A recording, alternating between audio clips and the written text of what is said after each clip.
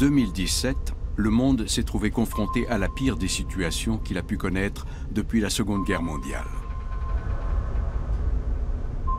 Les axes géopolitiques sont bouleversés. La nature des menaces s'est complexifiée. La frontière entre la guerre et la paix est brouillée. Partout dans le monde, des millions de réfugiés fuient la mort, occasionnant l'un des plus vastes mouvements migratoires de l'histoire moderne.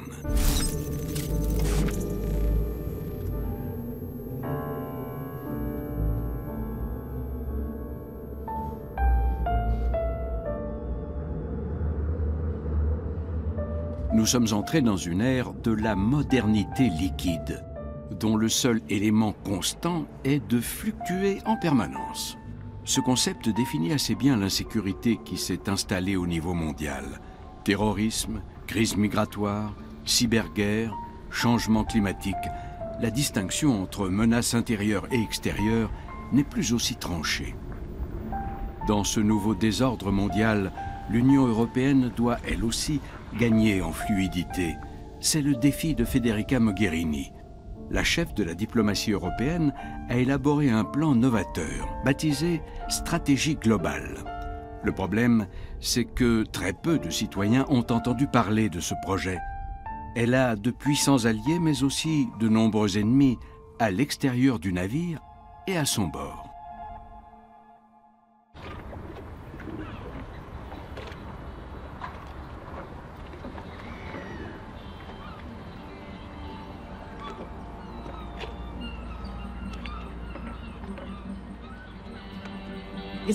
C'est comme un puzzle. Nous devons dire la vérité aux gens. Et la vérité de notre époque tient en cette question. Croyez-vous que l'un de nos pays européens, qu'il s'agisse du plus petit ou du plus grand, a suffisamment d'envergure et de pouvoir pour protéger seul ses citoyens sur la scène mondiale ?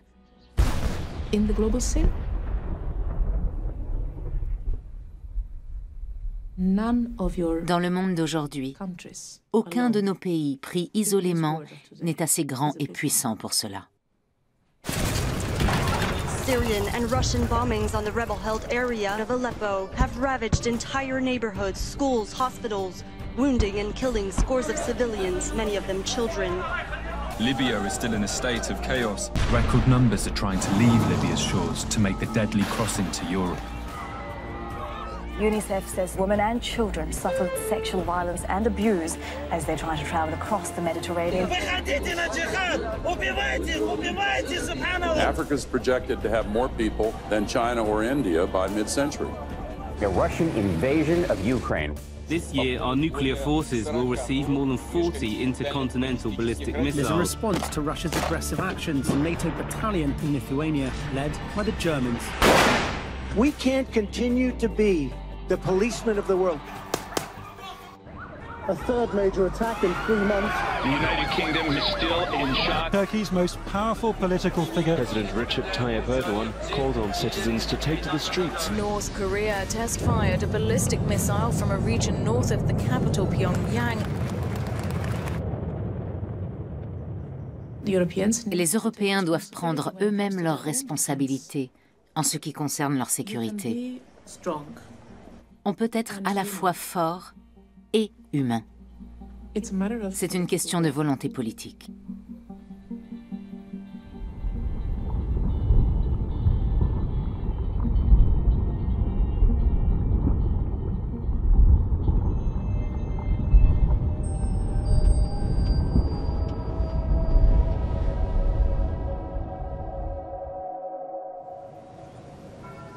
Le projet de la construction européenne vient de fêter ses 60 ans. 60 années de stabilité qui ont donné aux Européens l'illusion que la sécurité allait de soi. Ils prennent aujourd'hui la mesure des nouvelles menaces qui sont d'ailleurs interdépendantes. La majorité des citoyens veut que l'Europe fasse davantage pour les protéger. Ce même sentiment d'insécurité pousse les peuples vers des réponses faciles, le nationalisme, les partis anti-migrants. Pourtant, fermer nos frontières et nos esprits ne nous garantira pas plus de sécurité. L'état actuel du monde est un casse-tête. La mission de Federica Mogherini est de tenter de le résoudre. Je me rappelle de la chute du mur en 1989. J'étais encore au lycée. J'ai senti que nous changions d'époque, que nous sortions de la guerre froide pour entrer dans ce que nous espérions être un nouvel ordre mondial. La paix, la coopération, le vivre ensemble. Les murs tombaient. Les idéologies changeaient. De nouveaux espaces s'ouvraient. Et l'Europe était au centre de tout cela.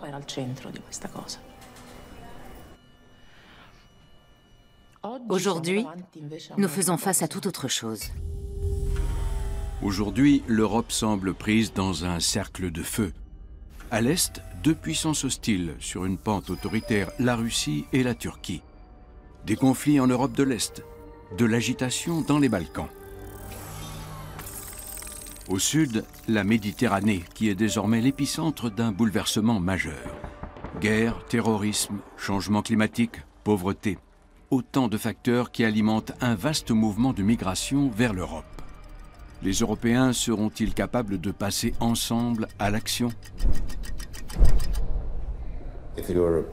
Si l'Europe veut la sécurité, il va falloir qu'elle prenne des mesures plus ciblées et plus draconiennes. Elle doit être prête à se retrousser les manches et à mettre les mains dans le cambouis, en s'engageant directement dans certaines zones de conflit. Si elle ne le fait pas, les déficits sécuritaires risquent de migrer vers le continent. C'est un défi. Tous les États membres n'ont pas nécessairement la même idée du rôle que l'Europe doit endosser au niveau géopolitique. Devons-nous rester les réceptacles des conflits ou y prendre une part active? Ces 2 dernières années, Federica Mogherini s'est emparée de cette question. La stratégie globale européenne de Federica Mogherini, que nous avons lancée avec l'accord des États membres, ne l'oublions pas, est une chance formidable. Mais à présent, il faut la saisir. Elle relie différents éléments qui vont de la politique de sécurité à la prévention des crises, en incluant l'engagement civil, la coopération de développement, le commerce et la défense. Cette stratégie globale ne pourra réussir que si tous ces éléments sont réunis.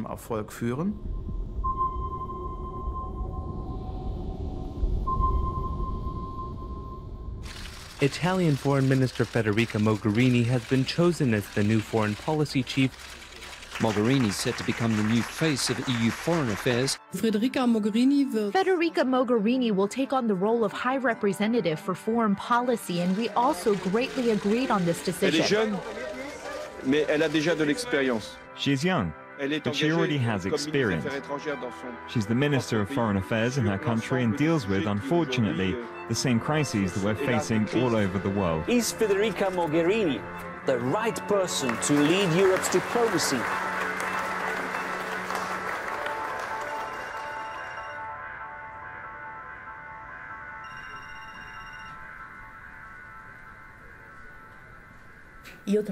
C'est un sentiment étrange d'être la plus jeune des commissaires européens. 43 ans. Le fait d'être jeune n'aurait pas été un problème en soi. Mais être une jeune femme, c'est trop. L'Union européenne a décidé de ne pas placer de personnes influentes à ce poste, et ce, dans un but précis, garder la main sur les décisions. J'ai été très surprise en arrivant à ce poste de voir que l'immigration, mais aussi la sécurité et la défense, n'étaient pas des éléments centraux de la politique étrangère européenne. Pour moi, ce sont 2 secteurs fondamentaux qui ont valeur de test. L'Union européenne avait une stratégie pour sa sécurité en 2003. Mais à cette époque, le monde était complètement différent. La dernière stratégie européenne a été conçue il y a 14 ans par Javier Solana. À l'époque, on pensait que les 500 millions d'Européens pouvaient compter sur les 300 millions d'Américains, pour toujours. Depuis, des erreurs catastrophiques ont été commises en Irak, en Afghanistan, en Libye et, de façon plus tragique encore, en Syrie. Quand j'ai pris mon poste, j'ai compris que nous devions mener une réflexion commune. La stratégie globale est une première, en ce qu'elle vise à faire de l'Union un acteur à part entière de sa défense et à nous doter de moyens d'action propres. L'enjeu majeur de la construction européenne aujourd'hui, c'est bien la manière dont les Européens se perçoivent dans le monde. Ce sont nos ennemis qui définiront les besoins. Pour lutter contre le terrorisme, pour lutter contre le changement climatique, pour défendre nos intérêts économiques. S'il y a des essais nucléaires en Corée du Nord qui aboutissent à une attaque d'un territoire asiatique, s'il y a des attaques terroristes massives sur le territoire européen, nous avons besoin d'une Europe qui se renforce et qui est capable de faire jeu égal avec la Chine, avec les États-Unis, avec d'autres puissances. Il faut une personnalité respectée, un Premier ministre ou un président, pour espérer forcer les dirigeants européens à passer à l'action dans les meilleurs délais. C'est un combat politique, et je le mène chaque jour. La position du haut représentant pour les affaires étrangères est délicate. Elle le sera tant que le peuple européen n'aura pas compris qu'il a besoin de solutions communes. Quand Mme Mogherini dit qu'il faudrait qu'on pense stratégie, elle a raison. Mais elle parle à des pays qui n'ont plus pensé stratégie depuis des décennies. Quiconque veut tenter de mettre en place une politique étrangère globale et commune à 28 nations, aussi truculentes et orgueilleuses les unes que les autres, se heurte à un problème d'envergure.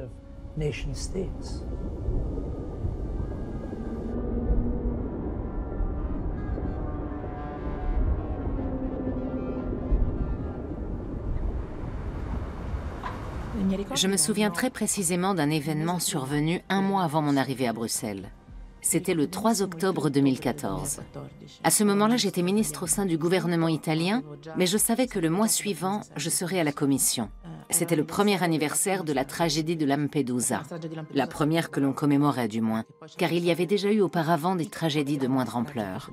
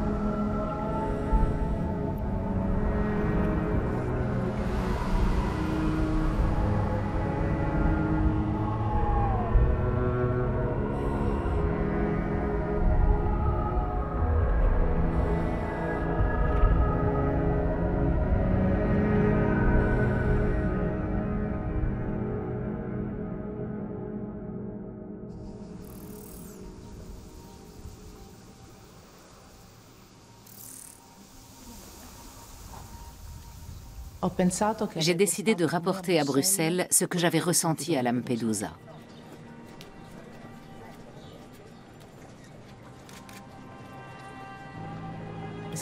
Aujourd'hui, nous sommes dans un état de crise permanente, intérieure et extérieure. On peut choisir de ne rien faire, de rester spectateur. Mais on peut aussi choisir de s'appuyer sur cette crise pour changer les choses, et c'est mon intention.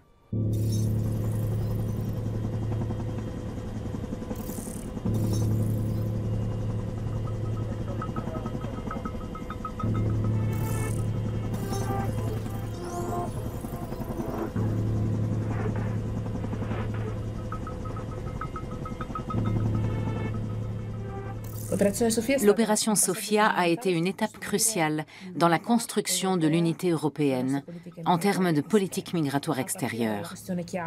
Car la lutte contre les passeurs et le démantèlement des réseaux de trafiquants sont des enjeux majeurs qui intéressent toute l'Europe. Désormais, la Méditerranée est un enjeu fondamental pour l'Union européenne. Autrefois, cette mer était protégée par les États-Unis. Aujourd'hui, les Russes ont une flotte importante à Tartous. Et même des navires chinois croisent souvent en Méditerranée.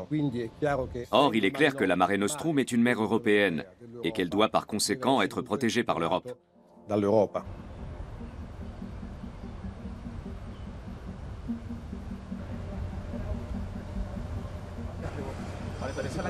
Esa es la que estaba haciendo agua.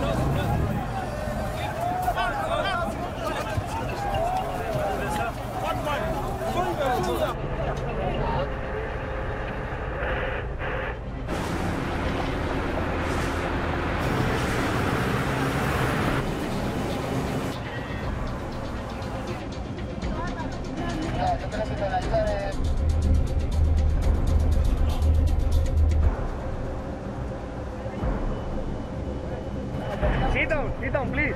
Sit down.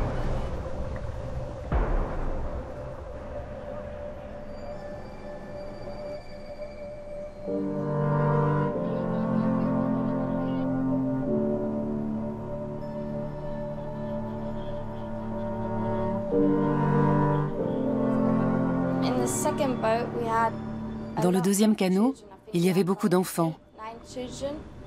Je crois que 8 ou 9 d'entre eux avaient moins d'1 an. Ils sont montés à bord et leur attitude m'a émue. Ils étaient effrayés. J'ai pris un bébé dans les bras et je lui ai chanté une berceuse que ma mère me fredonnait quand j'étais petite. Le bébé m'a regardé, il a esquissé un sourire et j'ai fondu.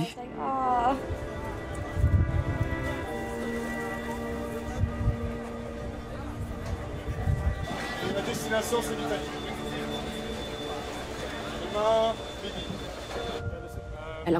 Le plus important, c'est de sauver des vies.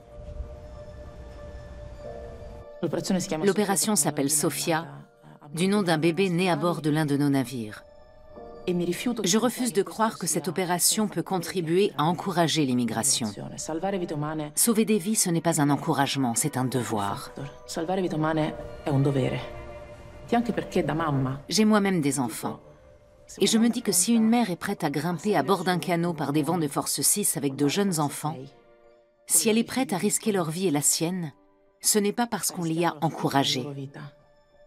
C'est la force du désespoir qui l'a poussée à tout risquer, pour sauver la vie de ses enfants.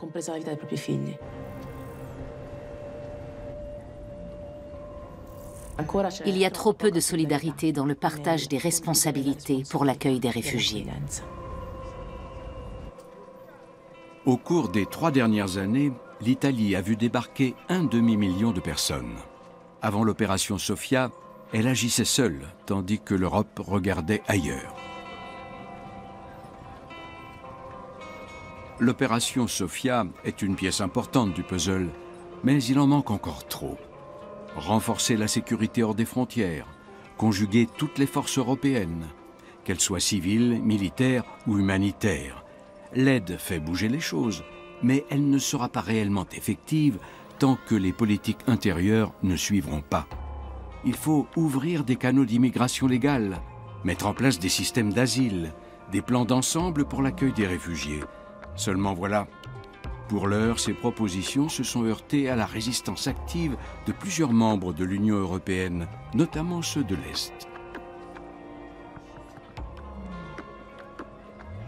L'Italie s'est retrouvée en première ligne. Dès 2012, elle a fait face à ce que l'Europe doit affronter partout aujourd'hui. Il s'agit non seulement de secourir les migrants, il faut aussi combattre les passeurs. L'Italie se trouve juste en face de la Libye. Elle a été le premier pays à comprendre le danger du développement de Daesh et de la crise libyenne.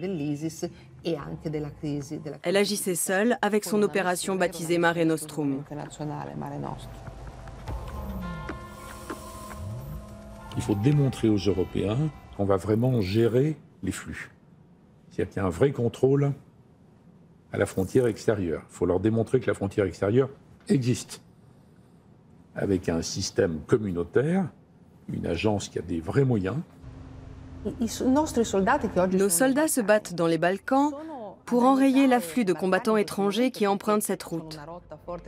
Nous protégeons l'Europe parce qu'empêcher cette menace de s'étendre nous permet de nous assurer qu'elle n'arrivera pas en Italie ou chez nos voisins.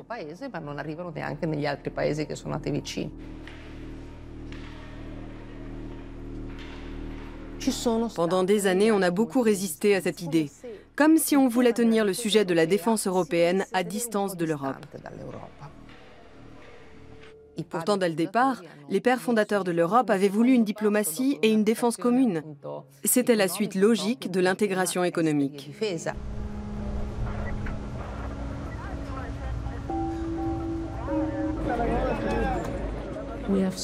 À l'heure actuelle, nous avons remis à la justice italienne près d'une centaine de personnes suspectées d'être des trafiquants. C'est une goutte dans l'océan comparée à l'envergure du phénomène. Mais c'est un début.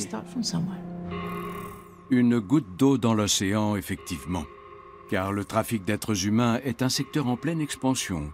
Une ruée vers l'or fondée sur la souffrance humaine qui génère 30 milliards d'euros par an à l'échelle mondiale. Jusqu'ici, l'Europe a échoué dans son objectif de s'attaquer de façon collective à ce problème. C'est une tragédie morale, mais aussi une catastrophe sécuritaire. Les migrants fuient la criminalité, le terrorisme, la radicalisation, la guerre et la pauvreté. Mais c'est exactement ce qu'ils rencontrent quand ils parviennent enfin sur le sol européen. Et c'est une voie à double sens. La porosité des frontières permet aux terroristes en puissance, nés en Europe, d'aller s'entraîner dans des camps djihadistes au sud de la Méditerranée. Les attentats qui ont visé nos métropoles montrent clairement le lien entre les sécurités intérieures et extérieures. On le voit très clairement. Aucun service secret national ne dispose de tous les éléments du puzzle. J'ai comparé ça par le passé au fait de tenter d'assembler un puzzle de 1000 pièces à toute vitesse, dans la pénombre, sans aucune idée de l'image qu'on est censé reconstituer. Cette situation exige davantage d'intégration ou de collaboration entre les services de renseignement des différents États membres, davantage de partage de données, une approche plus volontariste.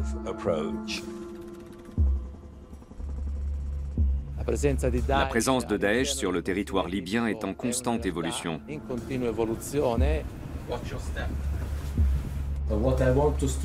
J'insiste fortement sur le fait que l'objectif de notre mission est la lutte contre les passeurs.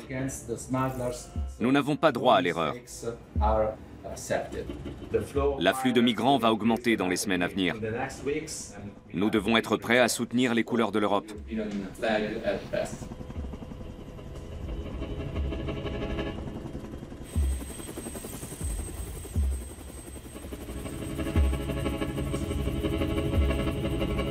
La Libye est devenue une porte ouverte sur l'Europe à la suite de l'intervention franco-britannique de 2011.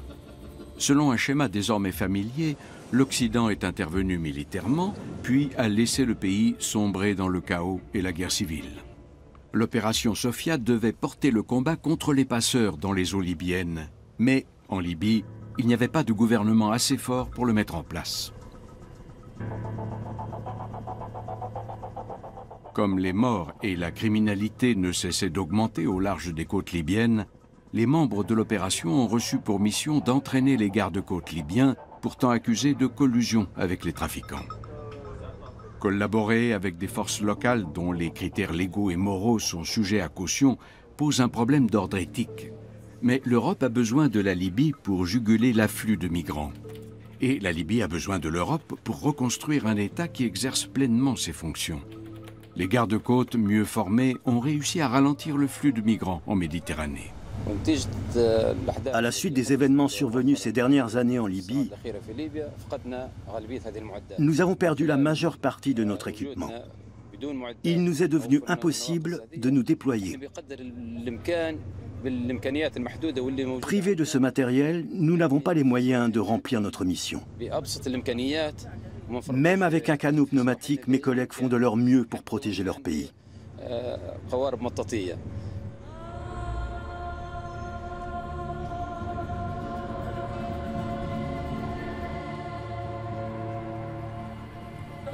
Today, we turn the page marking the beginning of a new era between the European Union and Libya. Count on us as we count on you. We will continue to work together. Shukran.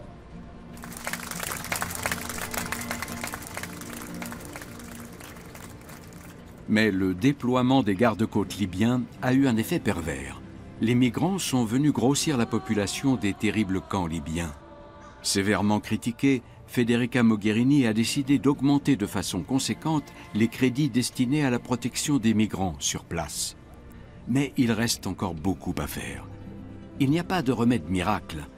La Libye est devenue une zone d'affrontement entre puissances régionales et internationales, dont la Russie et les pays européens, avec leurs intérêts divergents.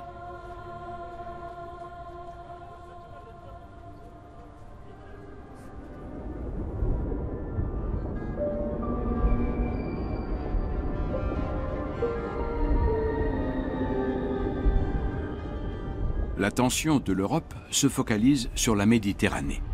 Mais pour influer sur ce qui s'y passe, il faut aller bien plus au sud. L'Afrique est une autre pièce du puzzle et la plus complexe à appréhender. Oui, nous devons sauver les gens en Méditerranée. Mais en même temps, il faut s'attaquer à la racine des problèmes dont souffre le monde actuel. Pour son premier voyage officiel en Afrique, Federica Mogherini s'est rendue au Niger. Elle a constaté qu'il existait un lien inextricable entre les migrations, la sécurité et le développement. Même si on ferme la porte libyenne, on sait déjà que des millions de gens vont trouver d'autres voies d'accès. Federica Mogherini veut combattre la criminalité tout en fournissant une alternative économique légale à la population. Je voulais aller à Agadez, dans le Sahara. C'est par là que passent 80% des migrants qui se rendent en Libye.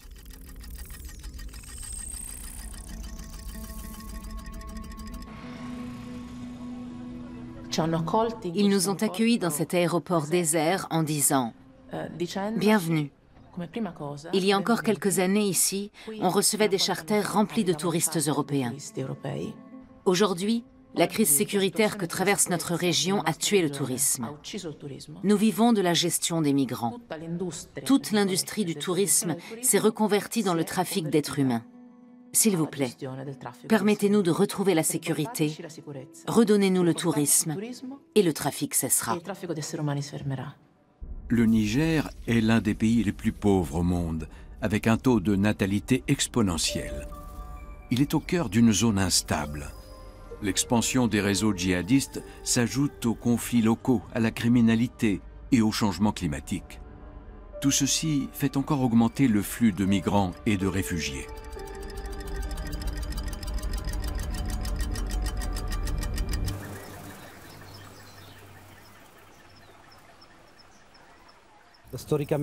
Historiquement, Agadez est considérée comme la porte du désert, un carrefour entre l'Afrique de l'Ouest et l'Afrique du Nord. Ce sont des zones où pullulent les trafiquants de drogue et d'armes, ceux qui font du trafic d'humains, assimilable à de l'esclavage moderne. Et malheureusement, on a tout lieu de croire qu'il y a aussi du trafic d'organes. Les contrôles sont limités parce que là-bas, personne n'a de papier d'identité, et encore moins les enfants. C'est un contexte explosif. À une époque, chacun pensait que sa puissance reposait sur la faiblesse des autres. Dans le monde d'aujourd'hui, si mon voisin a un problème, moi aussi j'en ai un. C'est comme un puzzle. Il faut agir en mer, il faut aussi agir à la source avant que les gens ne partent. Il faut créer de l'emploi et développer l'instruction pour que le système qui alimente le trafic soit démantelé de l'intérieur. Tout cela prend du temps, mais c'est efficace et nous agissons tous ensemble. Nous devons soutenir les acteurs locaux issus de la société civile qui tentent d'établir des formes d'autorité légitimes dans leur région. La stratégie globale de Federica Mogherini est une avancée importante. L'Union européenne devrait se doter d'une force de sécurité humanitaire. Une entité dirigée par des civils, mais composée à la fois de civils et de militaires. On ne parlerait peut-être même pas de forces militaires, parce qu'elles interviendraient surtout dans le maintien de l'ordre. Elles feraient la police plutôt que la guerre.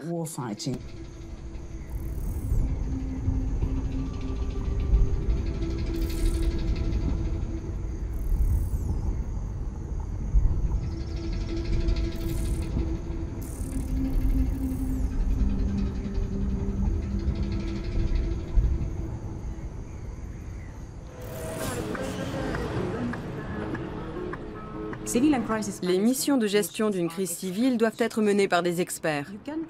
On peut accomplir des choses extraordinaires avec 1 ou 2 experts compétents qui savent exactement quoi faire pour renforcer les capacités des forces nigériennes. Nous, le but de la mission, c'est de renforcer les capacités des forces de sécurité dans le pays. D'abord, on n'impose absolument rien, on aide, on prête assistance. Je suis gendarme en service au groupement Agadez. Je suis ici pour suivre une formation des Cap Sahel, collecte et renseignement. Par exemple, s'il y a un suspect quelque part, je peux toutefois mener mes enquêtes et avoir quelques renseignements pour au moins aider. Si c'est très difficile vraiment. Surtout cette région, c'est une zone d'insécurité. On rencontre beaucoup de difficultés. Merci.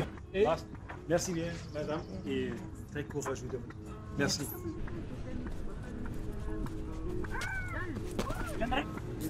Approchez-vous, vous voyez pas très bien. Mettez-vous du même côté pour bien visualiser. Contrôle du coup. Des petites bases techniques comme ça, qui sont respectées, permettent de préserver des vies. Elle est pas mal.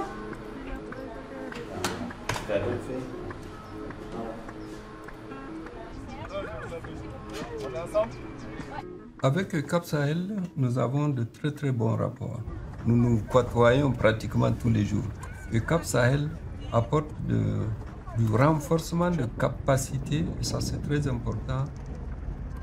Il faut trouver le moyen d'aller vers le développement. Il faut simplement nous aider à mettre en place l'infrastructure économique qui occupera les citoyens de cette région, les jeunes de cette région, dans des activités vraiment licites. Ils oublieront très facilement les activités illégales. L'Union européenne a tourné une page importante. Aujourd'hui, l'Afrique est un vrai partenaire. Sur le plan de la sécurité d'abord, pour prévenir la radicalisation, mais aussi pour promouvoir le développement économique. Nous travaillons en voisins, en amis. Qu'il s'agisse de la crise migratoire ou de la montée en puissance de la Russie, des printemps arabes et de leurs conséquences, aucun pays n'a de solution s'il est seul. Le problème, c'est que les populations, les électorats des pays européens ne l'ont pas encore compris. L'exemple le plus éloquent, c'est le Brexit. Les Britanniques ont dit « on veut se désengager », comme s'ils pouvaient se désengager de leurs voisins, de tous les problèmes sécuritaires auxquels toutes les nations d'Europe font face, y compris les Britanniques.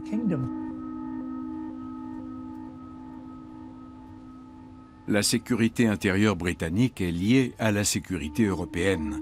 Le Brexit risque de les affaiblir l'une et l'autre. À la suite du Brexit, la Grande-Bretagne va quitter 15 missions européennes, dont l'opération Sophia. Elle n'aura pas voix au chapitre dans le plan pour la défense européenne. Elle ne fera pas partie du Fonds européen pour la défense qui doit renforcer la sécurité et stimuler l'intégration et l'innovation.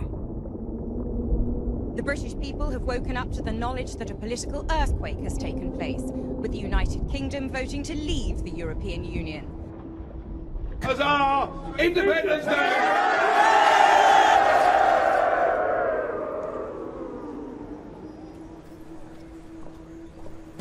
How do we get out of here?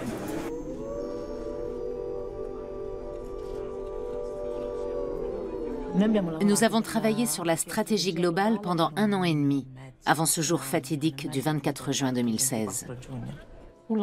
Un travail énorme, mené dans toutes les capitales européennes, aux côtés des universités et des ONG. Il était convenu que je devais présenter cette stratégie globale au Conseil européen juste après le référendum britannique. Et au lendemain du référendum, tout le monde s'attendait à ce que j'annule la présentation. Il y avait 2 réactions possibles. Attendre de voir ce qui allait se passer, ou alors tenter de mener le navire hors de la zone de tempête. Historiquement, la Grande-Bretagne a toujours été sceptique, pourrait-on dire, quant au développement d'une véritable défense européenne.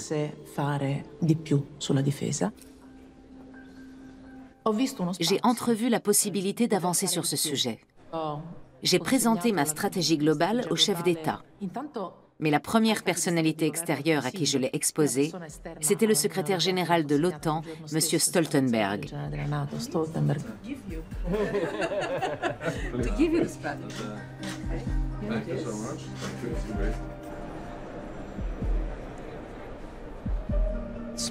On dit « small is beautiful ».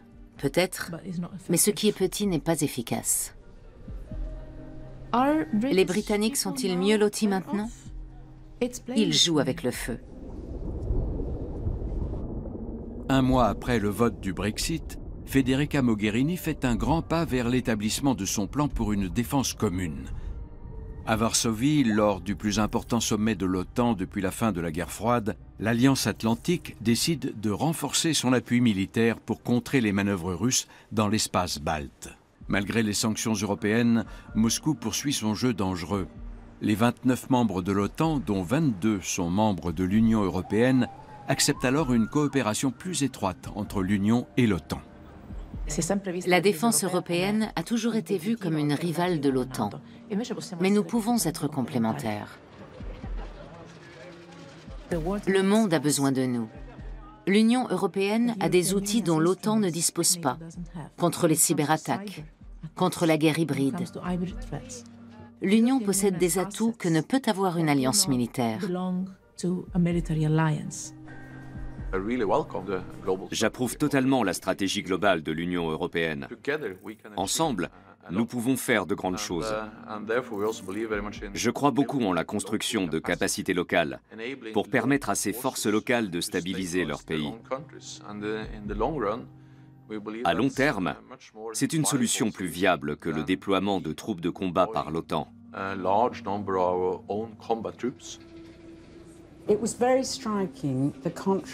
J'ai été frappée du contraste. Il y avait la Grande-Bretagne et les États-Unis d'un côté, et Angela Merkel et Federica Mogherini de l'autre. Angela Merkel a dit « Il faut dépenser 2% de nos PIB pour la sécurité, c'est une évidence. Mais la sécurité, ce n'est pas seulement la dépense militaire. » Si les dirigeants nationaux commencent à intégrer cette autre vision qui est implicite dans la stratégie globale, cela pourrait être décisif pour l'avenir.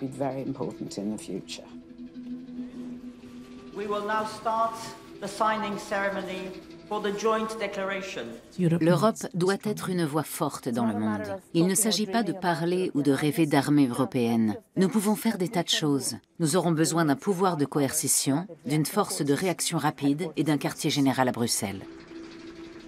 President Donald Tusk and President Jean-Claude Juncker and I have just signed the declaration to give new substance and new impetus to the partnership between NATO and the European Union. I look forward to working with Federica on implementing what we have decided. So once again, thank you.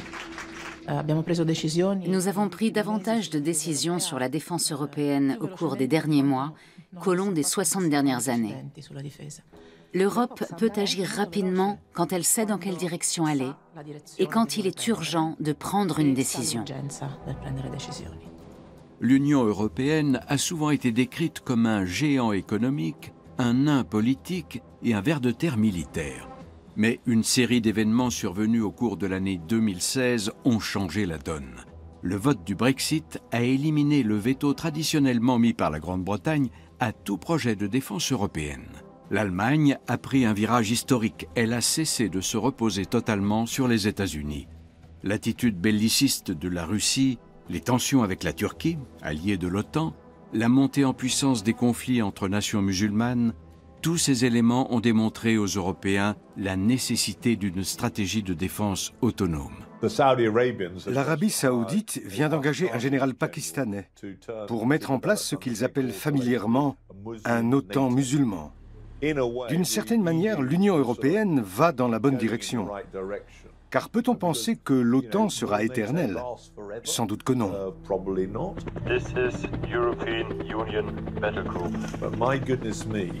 Mais cela va coûter énormément d'argent et demander un engagement politique et beaucoup de compromis à une organisation très composite, dont les membres paraissent incapables de se mettre d'accord sur des questions beaucoup plus simples.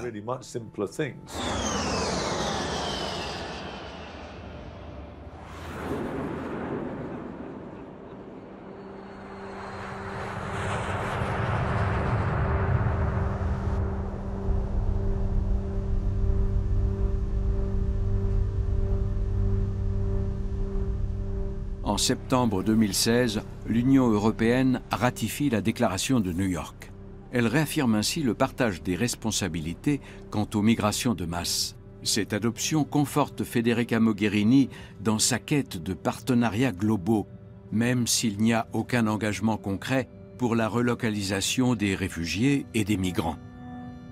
We have, first of all, an unprecedented series of simultaneous complex and protracted crises and disasters. They will continue to push people onto migratory routes.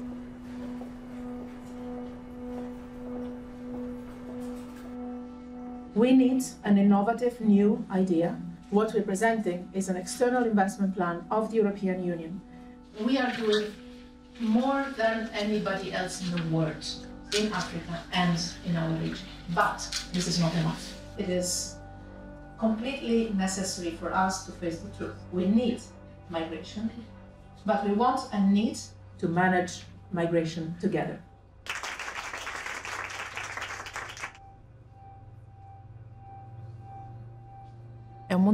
Nous vivons dans un monde difficile. Guerre, migration, crise économique. En Europe, on considère tout cela comme un problème européen. Mais quand on regarde la chose de l'extérieur, on voit que ce n'est pas l'Europe qui est en crise. C'est le monde qui va dans la mauvaise direction, qui est sur une pente dangereuse.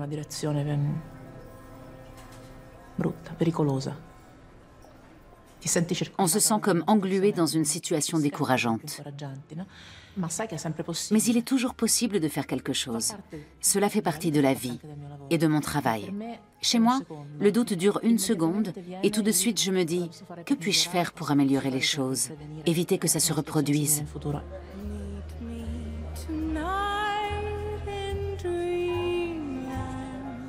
L'Europe voit le verre à moitié plein.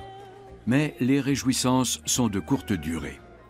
L'intervention russe en Syrie envoie une onde de choc à travers le continent européen.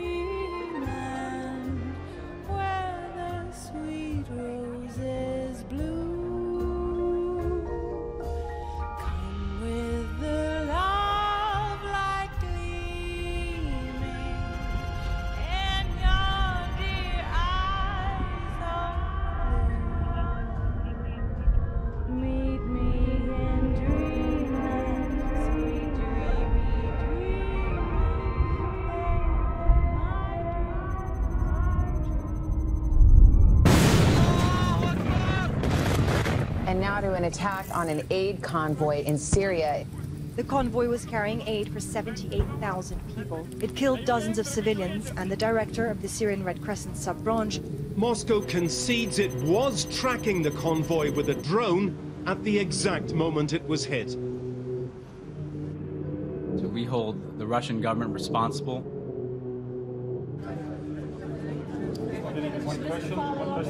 Can you actually confirm that the aid convoy was hit by an airstrike?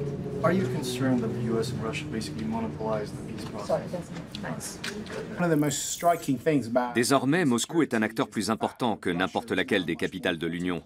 C'est une donnée cruciale pour la sécurité européenne. Et ce n'est pas seulement vrai en Europe de l'Est. On le voit aussi avec ce qui se passe en Syrie et de plus en plus en Libye, où la Russie est en train de devenir incontournable.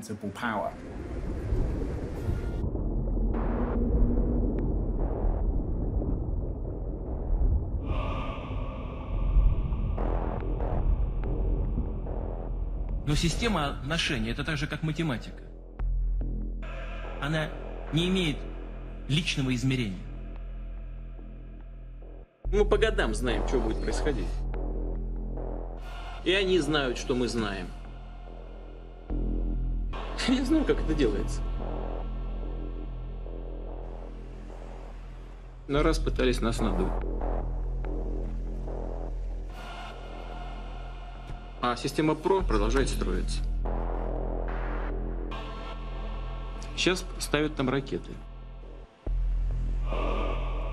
Но это, на мой взгляд, это большая опасность. Но я знаю точно, что мы вынуждены будем отвечать. И люди не чувствуют опасности. Вот меня что беспокоит. Ну как мы не можем понять? Мы тащим мир вообще в совершенно новое измерение.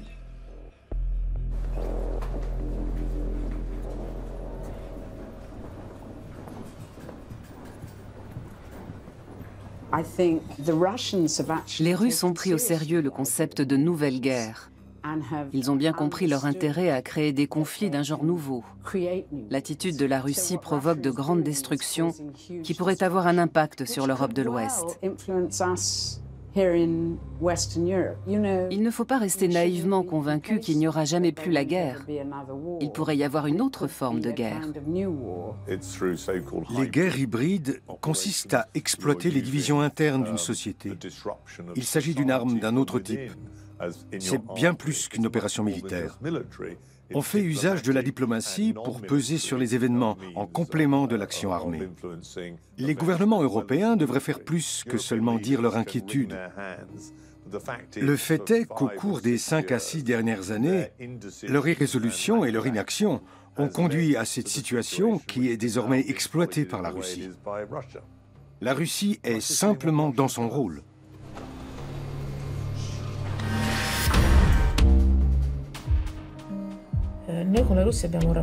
Nous avons un rapport compliqué avec la Russie. Je crois que ce qui serait utile en ce moment, c'est un mélange de dialogue et de coopération. Il est possible de trouver un terrain d'entente avec n'importe qui. Et c'est ainsi qu'on complétera le puzzle.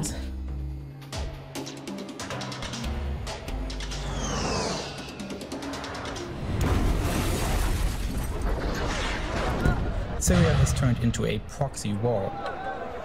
The fighting in Syria has allowed Vladimir Putin to show off Russia's capabilities, tactics, and technology. La Russie a décidé de prendre un risque en Syrie, et le risque a payé.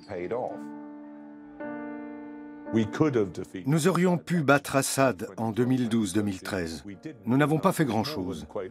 Le marché ne l'aurait pas supporté, disait-on. La Russie a pris les choses en main, avec le volontarisme et la résolution qui auraient dû être les nôtres il y a 4 ou 5 ans. Aujourd'hui, nous sommes confrontés à Daesh et à d'autres organisations du même type. Et ce qu'il y a de tragique, c'est que nous avons nous-mêmes créé ce problème. Daesh n'existait pas en 2011-2012. Si nous avions été unis, nous aurions facilement éliminé cette menace. Russia's entry into the fight in Syria has exacerbated the problem.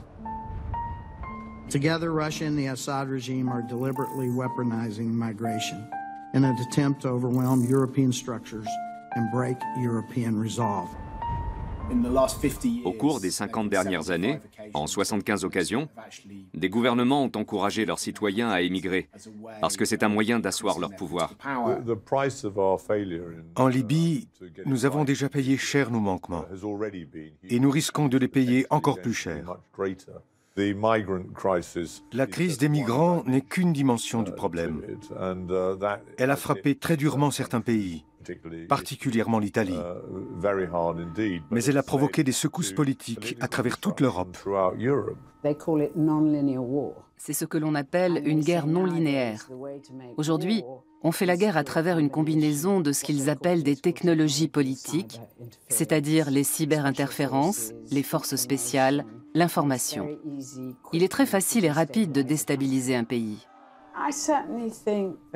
Je pense que la Russie a joué un rôle dans le vote du Brexit, mais ne nous cachons pas derrière le jeu d'influence de la Russie. On sait aussi qu'elle a pesé sur l'élection de Trump. C'est une stratégie connue. Mais il ne faut pas se voiler la face. Ce sont bien les faiblesses intrinsèques des deux pays qui ont conduit au Brexit et à Trump. Nous avons à notre disposition énormément d'instruments pour mener et remporter une guerre classique. Et malgré cela, un homme seul, avec une voiture et 2 couteaux, peut créer d'énormes dégâts. De petits bonhommes en uniforme vert sans insigne peuvent s'emparer d'un État souverain. Nous n'avons pas pris la mesure de la cyberguerre. La réponse à ce type d'interférence ne peut pas être la même que lors des guerres d'autrefois, avec une défense armée, des forces militaires à l'ancienne.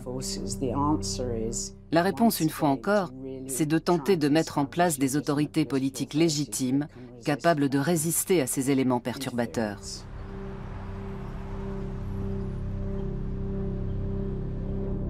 We will make America great again.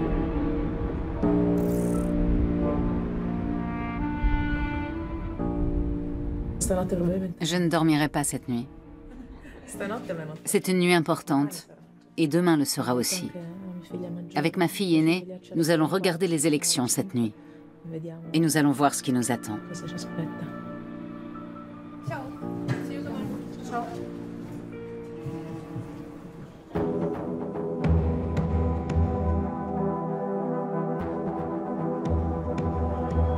I've just received a call from Secretary Clinton.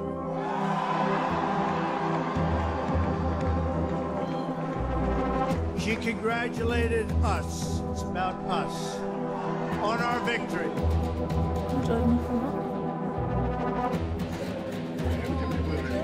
We're all in black today.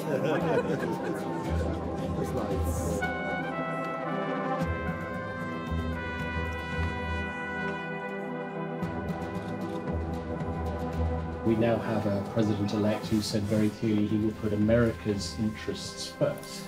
Well, from a European perspective, it's very clear that European interest and American interest in many fields coincide. Federica Mogherini, welcome to the program. Thank you. Don't you depend on the United States to lead? The European position is not determined by the American position. C'est un peu surréaliste. J'ai présenté la stratégie globale au lendemain du référendum britannique. Et j'annonce le plan pour la défense 3 jours après les élections américaines. Je vais arrêter de présenter des projets si ça continue. On sera tranquille.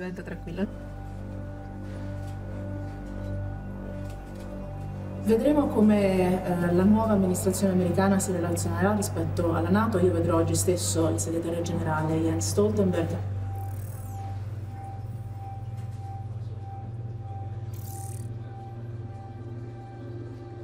À ce moment précis de l'histoire du monde, nous jouons avec le feu. Et je crois qu'il est possible de dire, sans se tromper, que nous pourrions nous retrouver pris dans un conflit encore plus vaste que ceux auxquels nous assistons aujourd'hui. Il suffit d'une parole inopportune ou d'une action menée au mauvais moment. Je préfère être accusé de trop chercher le dialogue et le compromis plutôt que de risquer une réaction qui pourrait être dangereuse pour le monde. C'est la grande leçon que l'Europe a retenue de son histoire. Il vaut toujours la peine de rechercher un terrain d'entente. La ricerca del terreno comune vale sempre la pena farla.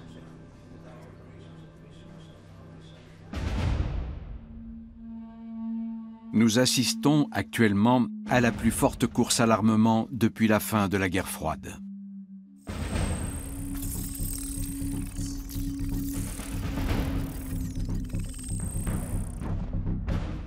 L'Union européenne est tout en bas du tableau.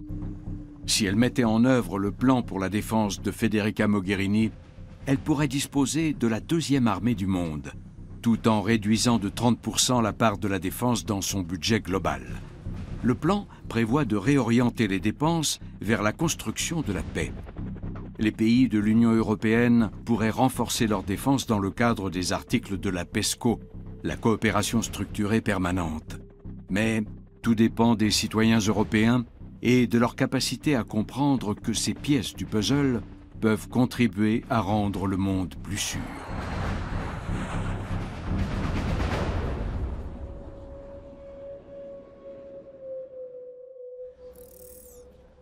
The title of this conference asks whether we are living a revolution or an evolution of European defense. And let me tell you very clearly, I believe the revolution we need is simply to make things work. So no theoretical debate, but very concrete action. No excuses, we just need to do it, and to do it now. This is the world we're living in, and we better wake up to this new reality.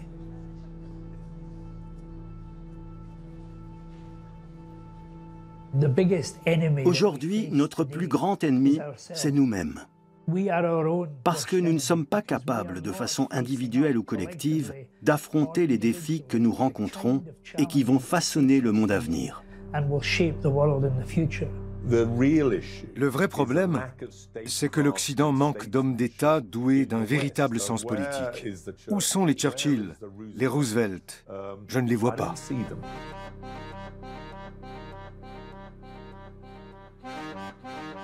Emmanuel Macron a été présenté comme le sauveur de l'Europe. Il a lancé une nouvelle alliance franco-allemande qui suscite des doutes à juste titre. Wir müssen wissen, wir müssen selber für unsere Zukunft kämpfen, als Europäer, für unser Schicksal. Und das will ich gerne mit Ihnen gemeinsam tun. Je suis optimiste. La coopération franco-allemande sera innovante et puissante. Elle permettra de renforcer la politique extérieure européenne de sécurité. Nous sommes déterminés à accroître la visibilité de l'Union européenne dans le monde.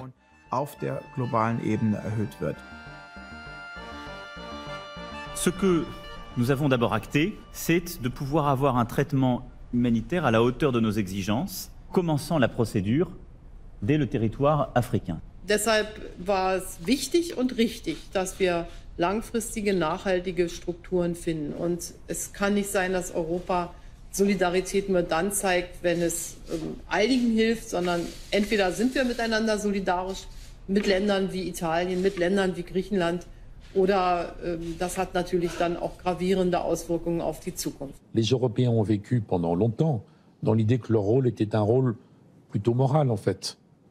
Faire des discours sur la démocratie, les droits de l'homme, la paix, c'est très sympathique. Mais ça ne donne d'influence sur rien en fait. Le monde ne ressemble pas du tout à une communauté internationale. Le monde ressemble à Jurassic Park plutôt, voyez. Si nous ne prenons pas conscience de tout cela, si nous ne mettons pas en place des structures comme les générations précédentes l'ont fait pour nous, nous allons laisser à nos enfants un avenir très sombre. Federica Mogherini doit user de sa position pour affirmer clairement qu'il faudra accepter certaines choses si nous voulons relever les défis de demain.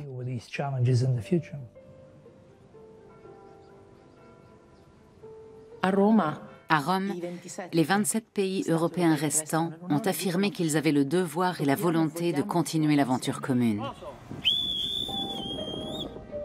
Est-ce une famille divisée? C'est une famille qui se réaffirme en tant que telle. Parce que nous pensons que c'est le meilleur moyen de rester ensemble dans ce monde dangereux.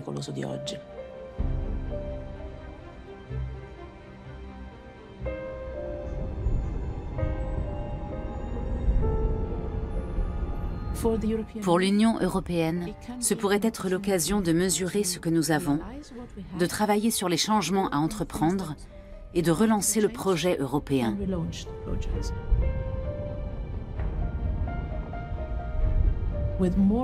Cette fois, avec la conscience collective de ce qui est en jeu.